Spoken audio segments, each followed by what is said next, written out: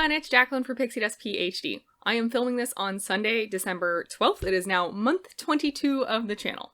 We'll go over some Disney news, definitely not all of it. There has been a lot about various things returning, which is fantastic, but I'll just highlight a few news stories that are of particular interest to me. And then of course we will go over the month 22 analytics for the channel, as well as our lifetime stats and analytics. Stay tuned.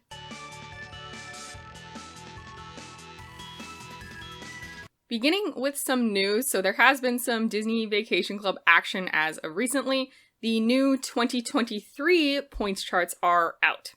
There is a somewhat significant change up in the travel season. So there still are 7 seasons, but the timing of, the weeks in the year has shuffled quite a bit.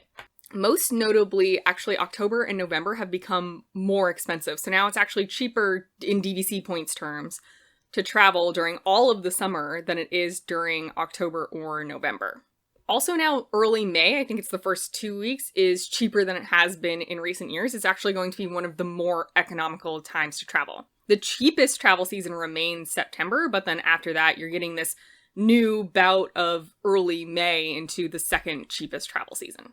Also, the first half of February didn't actually move travel periods, but with the way other things are shuffling, so October, November are more expensive now, I wonder if the first half of February will be more attractive to DVC owners to go then, which is also traditionally a pretty mild time in terms of weather compared to going in like October or November. Of course, you're not getting the fall decorations during, early February, but if it's an economic decision for you, I'm guessing that this may shift your travel patterns a little bit. And also, those first 2 weeks in December did move a little bit. So now the first 3 weeks of December are still in the cheaper half of travel periods, but the first 2 weeks used to be actually pretty dang cheap, and those are now going to be largely a little bit more expensive. The 2023 points charts are definitely different than 2022. It's not like the most dramatic shakeup of all time. I mean, going from like 5 travel seasons to 7 travel periods, I think, in my opinion, was arguably a little bit more dramatic, but you are seeing a very big shift in the points cost because I think Disney's trying to spread out the DVC folks coming at different times of the year. And this is also continuing I believe to be somewhat recent trend in Disney parks history, at least Walt Disney World, where summer is not as peak of a time as it used to be. And we're seeing that now in the DVC points charts for sure. I don't think this is going to change much for myself and my partner. September's still the cheapest month. We obviously did our trip in September this year, somewhat for that reason, also because it was the month before the 50th started and I wanted to get there before the 50th. I mean, I've always been attracted to like the September through February timeframe. That hasn't really changed, and if it costs us more points, it costs us more points. At this point in time, I don't have a plan for like when our 2023 trip would be. It's possible we might go just for a quick jaunt in like January or February to sneak in some of the 50th activities, because those should end in April, I believe, of 2023. And then again, we would take our longer, more proper trip in September, October, November, December. At this point, I don't have like strong, huge feelings to go in October or November. So I think it may be early December. We have been during early December before. I liked it a lot. But work-wise, if we still have our same jobs, well, for me, if I have my same job, early December is actually pretty tough for me to take off. So yeah, I don't know. We'll see. Again, it's sort of because we don't go all the time and I'm not constantly like budgeting points out necessarily. It's not as much of an economic consideration for me if the trip costs 20 more points or whatever than it would if we traveled 2 weeks earlier or in February instead, whatever. But I just wanted to make sure you all knew that the 2023 point charts not only are out, but they're actually kind of different. I did write a blog post doing some of the highlights for DVC Shop, so I will link that down below. You can read through that as a quick reference, and then you should definitely look at the point charts itself for your home resort or for whatever resort you're hoping to stay in. Related to this sort of is, yes, we did get these new points charts, but we didn't get any news about the new, I think it's supposed to be 200-ish Grand Floridian DVC studios. So those are set to open, I believe, in like 6-ish months or so. I think they're targeting mid-2022. If I'm wrong, please let me know in the comments down below. It's not something I'm paying super close attention to, honestly, because I don't intend to buy there. But the bigger point is, yeah, we've got these points charts released. Grand Floridian's part of it. They've updated the points charts, I believe, to reflect the inclusion of those studios. Yet, we still don't have pricing or like a date when they're going to sell or anything like that. I suppose I don't necessarily know like how far in advance it is typical to sort of announce these things. I'm betting we're still a little too far outside of that window. But yeah, I think a lot of people are anxious for that news. I know I'm anxious for the Disneyland DVC Tower news, even though that's not even supposed to open until 2023. So those Grand Flow rooms are coming sooner than that, and we still don't really know anything, but, you know, just pack your patience as per usual with Disney. And then also we did get the 2022 annual dues. Those were accepted by the board at the recent Condo Association meeting, so those are set and done and dusted. And good news for Grand Californian owners, you are getting a rebate of, I think, just over $1 per point because of the extended closure. So fantastic news, makes perfect sense to me. Dues continue to go up for the most part. I probably will do a video about them in the near future, mostly so I can update that compound annual growth rate for the various resorts. And we can look at, you know, ranking of just pure cost per point, what costs the most. We can look at the ranking of, you know, change per year in the increase. Like the Riviera dues didn't hardly change at all, I don't think, which makes sense given what they're priced at opening, and it's only been open for a couple of years. So yeah, you can find the list online of dues. I also wrote a blog about this that I'll link down below for DVC Shop, but probably there will be a video coming. Dues happen every year. I'll pay them in, you know, early January or whatever, and there you go. There is just a ton of news about entertainment options returning to the resorts in 2022 for the most part. I believe trams are starting to be back at Magic Kingdom already, and then the rest are supposed to come to the other theme parks in 2022. I didn't read into this too deeply, but the Disney Parks blog, like teaser text on Twitter was trams to return through 2022. And I just thought it was so interesting that they worded it that way because it puts a little seed of doubt in my head that, like, what about 2023 and beyond? Like, are you thinking about taking the trams away again? I hope that was just an oversight, or they don't want to overpromise if it's not, like, budgeted in yet because they haven't done the 2023 budget yet. But it's just so strange to me to phrase it that way. And generally speaking, the people that do Disney comms are very careful about the words that they choose. So I am a little suspicious now. I'm very happy trams are back for now, but, like, what about for 2023 and beyond? So yeah, the tram situation continues to be evolving potentially, but at least we're making strides in the right direction.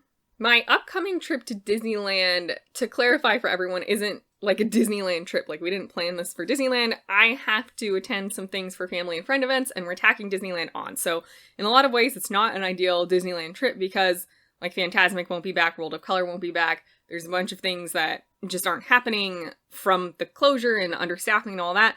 You know, the Nemo submarines are down, which makes sense to me, but I mean, I really wanted to ride those. I think Haunted Mansion will probably be closed for refurb still the whole time I'm there, which is not very long. Not like proper refurb, but they just need to undo the Christmas/Halloween overlay. So I probably won't get to ride their version of the Haunted Mansion. All these things, right? So there's all these Disneyland things that are less than ideal about my trip because Disneyland's sort of just an add-on bonus and not the point, not the purpose of the trip. But I was really sad. I mean, I'm happy about it, but I'm sad because I won't get to experience it, to see that they're doing the Lunar New Year celebration. So cool, very fantastic. I'm very glad they do that. And this is, I believe, the first time we'll get proper Raya representation in the parks. So Raya from Raya and the Last Dragon should be part of that celebration in some capacity. I love that movie. I feel like I'm a champion for it on Twitter and, like, in my, you know, private chats with Disney friends and all that stuff. It's really not been celebrated in the way I think many other Disney releases have been, and it makes me kind of upset. For example, Encanto, which is also, I recently saw, it's a great film. I don't think Raya is better than it by any means. I'm not actually sure if they're hard to compare because one's a musical and one's not. But anyway, like, very shortly after Encanto premiered, they had Mirabelle in the parks. And I'm sitting here like, what about Raya? Like, not only was that movie grossly under-advertised to begin with, like, a lot of people didn't even know it was coming out. Since the movie's come out, there's not a lot of merch, there's not a lot of celebration of Raya or any of the characters or anything to do with the plotline. We got a couple of treats, I think, at Disney's Animal Kingdom cool. There was a cool sand sculpture, but I mean, gosh, for such an important big movie, it's just been so overshadowed. So I was really, really, really, really happy to see that Raya is supposed to be included in the Lunar New Year celebrations over at the Disneyland Resort. It's gonna be awesome. I'm missing it. And like by only a few days, I think. So I'm pretty bummed about that because definitely being able to see Raya would have been like such a cherry on top, but I'm really thrilled for all of you who will get to see her. Please tag me in all of your pictures. Like I said, there's plenty more news. I know I'm not covering it all. It's just frankly way too much and this is not a news channel, but let me know what your favorite recent Disney news is in the comments down below. Are you super excited about like Fantasmic coming back? Are you thrilled about the trams? Obviously there's a bunch of stuff I didn't mention, so you know, if it's any of that, let me know. It's good times all around. I'm happy to see things, you know, getting back to closer to what they were. We're really normalizing the pandemic these days, which has pros and cons, but in terms of Disney parks, I think they are slowly but surely bringing back more of the magic, and I am pretty happy about that. All right, let's move into analytics. I will just say that it's largely pretty similar to last month, so I'm probably going to blow through a lot of it and not add a lot of the usual commentary. I pulled the analytics for month 22 from November 11th through December 10th.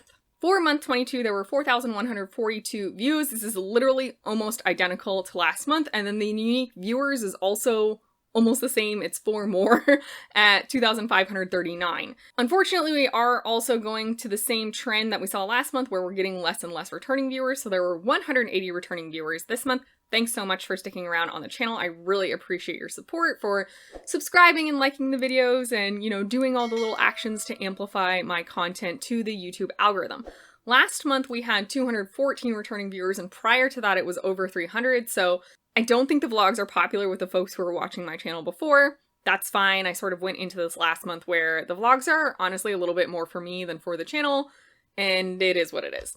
Even though views and unique viewers were practically identical as last month, though, the watch hours is way down. So we're around 300 hours this month. It was around 400 last month. In general, I would say for the past smattering of months, I'm, you know, around 375, 400 hours, somewhere in there. So this is a really low month. It's one of the lowest I've had in like almost a year, I think. View duration is about the same. I mean, it went down a few percentage. We're hovering around 40%. It's kind of what it's been for the channel in general. Impressions went down quite a bit, so the last couple months we were around 50,000 impressions for the month, which was not super low, but a little low compared to the handful of months before it. We're sitting around 55 to 60,000 impressions per month. This month now we're back down to 45,000, basically. It's basically 46,000, but definitely a dip from the last couple months, and that continues, you know, even less than previous months. Impressions from YouTube, though, remains pretty strong. We're at 34.5%, so still almost 35%. It's a dip from last month for sure, but it's one of the better months I've had in this metric. And watch time from those not subscribed is about the same as last month. We're at 61.5%, so about a 1% increase. So again, thanks so much for subscribing to the channel and watching the content. I really do appreciate it. New subscribers this month was also almost identical. Last month was 25, this month was 24. Again, a little bit of a down month. I would really love to see this at least 30 per month, if not 35 to 40. But, you know, this is not something that I really have control over. In last month's monthly creator update, someone pointed out in the comments, and I apologize, I forgot who you are at the moment, but it was a really insightful comment, so thank you. Like, what are your goals? Because that's what you should be tracking. And I guess at the end of the day, I try to keep this very loose and like not have a lot of pressure on it. But really the goal is to get monetized, which is 1,000 subscribers. So the only real stat I need to track, I guess, is subscribers. But of course, these other things play into it, but none of them play directly into it. So like I have enough public watch hours to be monetized. I just don't have enough subscribers. So that's, yeah, it's just the forever puzzle of YouTube, isn't it? Top videos this month, once again, PhotoPass reigns supreme. That video, I think, has over 7,000 total views lifetime now, and my next highest one is like maybe 1,400. It's pretty hilarious to me, because I didn't even put much effort into that video, if we're being honest. But anyway, the next several entries are shorts. I'm guessing this is what's contributing to my small amount of watch hours. Is sure, I'm getting the same amount of views, but a lot of those views are coming from shorts, which are 20 seconds to 1 minute long for the most part. So, if people are only tuning in for 20 seconds, even if that's happening 400 times, it's just not a lot of watch time in terms of watch hours. But it is interesting to me that the shorts seem to be doing well, relatively, like for my channel. I know it's not doing great compared to what other people on YouTube do, but we try to keep this a self-reflection, just comparing to myself and not comparing to others. So, the shorts are cute and fun and like pretty easy for me to put together for the most part. I don't know that I'll keep posting. I've been trying to post 2 a week. I think there was 1 week where I just totally forgot and I was slammed with work and it didn't happen. But I think I'll keep trying to do it, so long as I have footage that makes sense. It seems like some people like them at the very least. People are sort of watching them. I think it's funny that even though for the most part they're a minute long, I keep most of them, I would say, are 50 to 58 seconds long. People still only watch 40% of it. So I would have figured that, sure, if you watch 40% of a 20-minute video, that's a decent chunk of your time. If you're only watching 40% of a 1-minute video, it's, seconds. It's funny to me. It's also a little frustrating that people aren't just sitting around for the whole video. I guess it's probably a lot of people are watching most of it, and then a lot of people are watching like 2 or 3 seconds and then swiping away. I don't know. I just would have expected that the shorts would have had a higher % average view duration, and they just really don't. On Twitter, I am now following 921 accounts and 816 are following me. And on Instagram, I am following 391 accounts and 294 are following me. Twitter continues to be a good place for me. I'm on there pretty regularly. Instagram, I'm not really posting, but I am interacting more. I think I scroll through my feed more and I watch people's stories and such. So even if I'm not doing a lot of the posting type activity, I do think I have increased my overall Instagram activity level recently. Moving to lifetime analytics, the channel as a whole is now at over 51,000 views. That means we did break 50,000 this month, which is a pretty cool milestone for me. I don't think I ever would have thought this would have happened when I started the channel almost 2 years ago. So yeah, that's fun. And accordingly, we also broke 5,000 watch hours. So we're now at a little over 5,100. I'm hopeful to break 5,500 watch hours by the end of the year, but if we have another month like this month where I only got 300 watch hours, it's not going to happen. So we'll see. It's just a slow and steady, like, tick, tick, tick along, and it is what it is. View duration went down 0.1%, but we're basically still at 42 and change %, which tracks with, everything I showed you for the videos for the month and whatnot. And then total impressions, we are over 700,000. Again, it was a little bit of a weak month for impressions this month, but, maybe a lot of people aren't searching for vlogs. I think that is kind of a special subset of YouTube viewer. I know when I search YouTube, I'm not necessarily searching for vlogs for the most part. When I watch vlogs, it's usually because I've already seen that person's content on a different topic and I just like them and their style and I want to support their channel. I don't really ever go into the search bar and search like Epcot 2021 vlog. So I'm guessing that may have to do with the drop in impressions because perhaps people are just not seeking out this kind of content with the tags that I'm using. Impressions from YouTube, though, was good again this month. We're at 26%, which is the highest it's been ever. So I am happy with that. It does seem like the algorithm's paying attention to me a little bit. It's maybe not resulting in more subscribers or, in this case, for this month, more watch hours. But I do think there's something to be said about, like, the slow and steady game and, like, posting consistently. I think I would guess is helping. Watch time from those not subscribed dipped 0.5%, so that's, 0.5% better. We are now at 69.3%, so about 30% of my watch time is from the subscribers, thanks again, and then the rest is from people who aren't subscribed. And finally, in total, the channel is now at 655 subscribers. So while I am happy with this, and it does sort of eclipse my goal of like 600 to 650 subscribers for the year, I'm not gonna lie, I definitely thought I would be at 800 or so by now. This was back in, month 13, 14, when I was just seeing these like really good numbers and I was hoping that I would be able to maintain them, if not build on them. And that's really just not happened, especially the past few months. I was also sort of assuming or hoping that the vlogs would bring in a different type of audience. And then so I would have information heavy people subscribed. I would have people who are interested in the park vlogs subscribed. And then I would have these two bases of people interested in the channel. And I'm sure that's happened a little bit, but it just not in the dramatic fashion I was hoping for. So yeah, I mean, we're a couple weeks from the end of the year now, and I don't think we'll hit 700 subscribers by the end of the year, for example. Again, I try not to put too much pressure on myself because this is just like a hobby. It's not revenue generating. I mentioned this previously, but I did get a promotion at my full-time job, and it's been really demanding, and it's taken a lot more hours than usual. So I have had to focus on that a lot more than the channel in the past few months. But yeah, I don't know. I mean, I'm allowed to be disappointed. Like, it is kind of a bummer. We'll see how things go. I think, I'm going to try to keep the channel up for sure and just keep plucking along. In sum, if we look at this month and the lifetime analytics compared to last month, it was just pretty much worse all around. A lot of the things that were worse weren't that much worse. So, close to neutral. Watch hours did decrease a ton. That one's valid. Impressions did decrease quite a lot.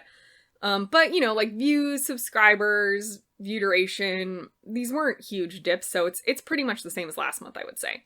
And lifetime this month compared to lifetime last month, again, like for the most part, didn't change that much because the months just weren't that different. Recently, I have been posting proper videos on Wednesdays and Saturdays, and then I've been trying to work shorts in on like Monday and Thursday or so. For the rest of December, it gets a little tricky because, of course, Christmas and then New Year's are on Saturdays, so the schedule of the channel is going to get a little wonky. I haven't totally decided what I'm going to do, if I'm being honest, but, I'm not posting on Christmas Day. I don't want to be monitoring social media on Christmas Day or New Year's Day, so yeah, I may switch like Monday, Thursday? I don't really know yet, but just, if you have come to expect to like watch my Wednesday upload Thursday during your lunch hour or something, like there probably won't have been a Wednesday upload. It may have been earlier. It may have been later. Things are just going to change the next couple weeks. And then after that, once we get into the new year, I think I will probably switch back to posting once a week. I am running out of material, and as I stated earlier, I just don't have the same amount of time to dedicate to the vlog lately because of my job. I am hopeful that after next week, I may get like a week and a half of quiet time at my job where I can think about the channel a little bit more, but and only work like 40 hours instead of like 50 or 55 or more. But yeah, the informational content does take a lot of time on average. I would say any given of those videos is like 10 hours, start to finish. And that's a significant chunk of time. And, when I'm working 10, 15 plus more hours a week, like that's a video. So yeah, I think I'm going to start posting less again, down to once a week, to help maintain the channel. Because if I keep posting twice a week, it's just gonna die in a couple months. It's also the end of the year, so I am starting to think more about, what does the next year look like? I do hope to keep with the channel for another year. So we're entering into year 3. It's almost 2 full years of the channel. I would like to, part of this I think is just my pride, my ego. I would like to see this through until it gets monetized at least. So I would like to keep posting with some amount of regularity until that happens, and then hopefully still after that happens. But if I'm being honest, like I am really run down from work, and this is fun and I do enjoy it. Like I really enjoy the interactions, but then of course to get the interactions I have to be pumping out new content, and that part is not as fun, and I'm just more tired. I'm just more worn down. I'm more cranky. I just want to sleep and eat more. Like I'm not having a good time. So, I do have to balance like my mental health and my physical health with, obviously I have to do my daytime job, and then with the channel and various other things. I've got my dog, I want to pay attention to my partner and my friends and plan trips and etc. So I want to say I'll keep posting regularly, like once a week through 2022 for another year, and then maybe reevaluate. I don't know that I can make that promise right now though. That is what I've set out to do, and I am a pretty stubborn person, so I think it's likely it will happen, but there's just a lot up in the air right now. My partner's job is also a little uncertain at the moment, so that's also an extra stress on our lives. And, if they have to change jobs or we have to physically move away from where we currently live in the DC metro area, that's gonna take time and a lot of energy and things. Basically, like, the vlog is gonna be the first major thing in my life that has to get dropped because obviously I can't just drop my job. So yeah, I am stubborn. I do think it will happen. I am going to do my best to post once a week. You know, if I need to go down to like once every other week, I'll definitely let you guys know in this sort of format, maybe in the community tab, which YouTube opened access to for folks with, I think, more than 500 subscribers now. So I have a community tab now that I still haven't used, but we'll see. I do still have ideas for informational type videos that we've talked about previously.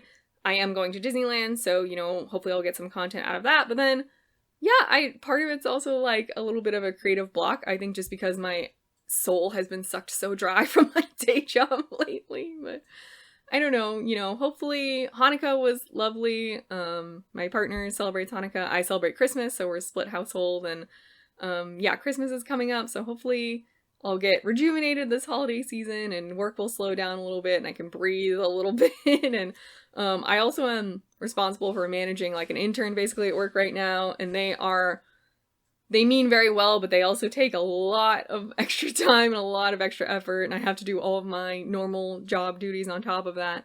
So that person is moving on from us in mid-January, so I'll get some time back, I hope. And yeah, this has been a really long ramble to say I'm tired. I am tired. I really enjoy you guys. I really like that part of the channel.